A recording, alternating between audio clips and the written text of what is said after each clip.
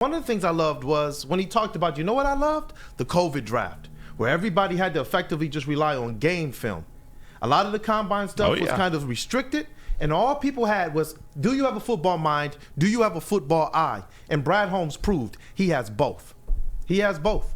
And I'm pumped up, man. Hey, Brad, I salute you again, bro. I salute you again. KG, good morning. How do you feel about all this going on? How do you feel about this spiciness Brad Holmes is taking right into this offseason? Man, how do you not love this guy, man? He comes out and he just tells it like it is, man. And what he showed me is not only is he like self-aware about himself, but he pays attention to everything, the media, the fans, all the criticisms, man. But he has a plan. The only thing that maybe kind of, I wouldn't say it's a concern, but it's kind of like he warmed us up. Kind of let the fan base know, like, hey, you know, he might go high-end bargain shopping is what I call it. But besides that, man, I'm excited. I trust the guy, and I'm just looking forward to what moves he can possibly make in free agency and the draft. It's coming up fast. We got the combine coming up here at the end of the month. I'm planning on being there, so we're going to do some live coverage from Lucas Oil Stadium. Can't wait. But this is a huge offseason. We're talking about the draft. We're going to have a guest on here in just about 4 minutes, really breaking down what he saw at the Senior Bowl. So this is not all of the prospects that are coming into the draft this year. This is specifically the Reese's Senior Bowl, which, if I'm not mistaken, actually includes juniors this year. We'll double check with him, but he's got a really good. It's Bobby Skinner from John Boy Media. Their NFL coverage. I'm looking forward to it. He does a really good job of breaking down these players. I told him, hey, we're going to probably be asking you about cornerback, defensive line, offensive line. So I'm sure we're going to get some good coverage. Is there anything you guys are looking for in particular, whether it's to ask Bobby here in a minute or just this offseason? Where should Brad Holmes go? I think that's the most important thing there. You know, the Detroit Lions, is their weaknesses, the spots that they have to kind of feel. It's not a secret.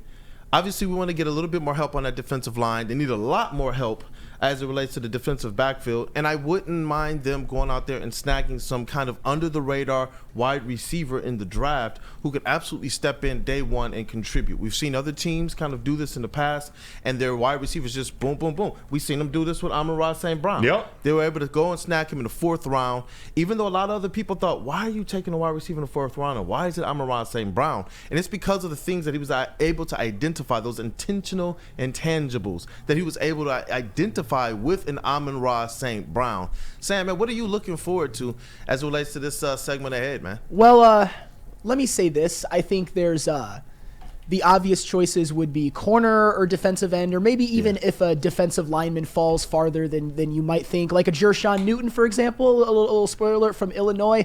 I think that is somebody that the Lions could certainly snag or use on this team. I'm interested to kind of hear who helped their case, who maybe lost themselves some dollars with their Senior Bowl, with their Senior Bowl performance. And also, I think we're at the point now, and I know this is the default answer, but Brad Holmes has knocked 3 drafts out of the park. And if you want to look at 2021 and 2022 as like, at least with the first pick of the first round, they were layups. Of course, Penei Sewell fell to him. You still get credit for it, but that was a steal.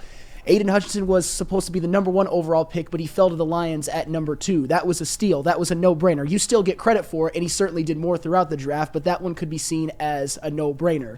2023, passing up on Jalen Carter and trading back to go after a running back, that takes some cojones. And Brad Holmes, I mean, you saw his reaction after he did that. He basically like elbowed Dan Campbell in the kidney and was just going insane. It just showed how much he was confident in that pick and liked that pick, and it was rewarded, especially as the season went on, because Jahmyr Gibbs was the best rookie running back in the NFL. So I think with this 2023 draft, without a shadow of a doubt, you trust Brad Holmes implicitly, no matter what pick he makes, even if it's a goddamn kicker in the first round. You say, yes, Master Holmes. Yes, Master Holmes.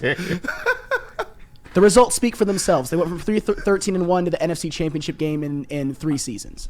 Oh, man. You know what, Sam? I love that there. Yes. Because out of all the things that happened this year, the most sure thing, in my opinion, is Brad Holmes within this Detroit Lions organization, not including probably the ownership in the front office group that helped to bring him in. And that I've loved to see the fact that it's kind of trickled down from Brad Holmes, Dan Campbell, what they do with their staff, and the fact that they're not afraid to admit mistakes. They're not afraid to change course if they need to. They're not stuck in their ways. They're not the smartest people in the room. They're not attempting to be. They're just attempting to actually bring to fruition their vision. And that, to me, when you see that it's a winning one, and Brad Holmes talked about it, he said that what him and Dan Campbell have built has been built to have longevity, and that the proof is in the pudding, that every single year that they have been here has only been improvement. Every single year, from the first year to the second year, and even within the years, we've seen large jumps as it relates to first half of seasons to the second half of seasons. We've seen them go and have to change up schemes as they continue to go through the year. And that, to me, I'm going to continue to ask this question. I'm going to continue to ponder this.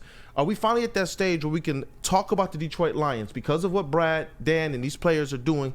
And shout out to Sheila Fordham. We always got to shout her out. And I know people that get mad when we forget Disner and we forget Chris Spillman. So we're not going to forget them either. But are we finally in the point where we're able to talk about our Detroit Lions the same way that Patriot fans were able to for years, 49ers fans were able to for years, Cowboys fans a long time ago used to, I guess they still kind of think of their team as a playoff candidate every single year. And not just that, but a candidate to get to the championship game in our conference or our division every single year. Are we there?